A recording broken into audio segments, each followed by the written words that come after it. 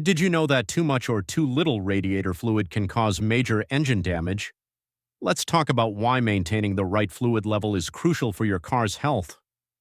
When your radiator fluid is too low, it means there isn't enough coolant circulating through the system to keep your engine cool. This can cause the engine to overheat, leading to serious issues like warped cylinder heads, blown gaskets, and even engine failure.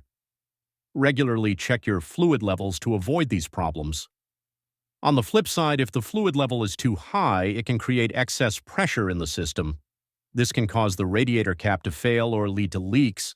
It might even cause coolant to overflow and damage your vehicle's cooling components. So, a balance is key.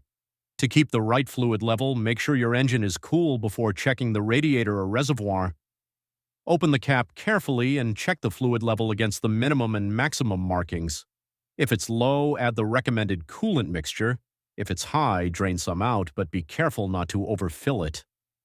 Maintaining proper fluid levels is part of your routine car care.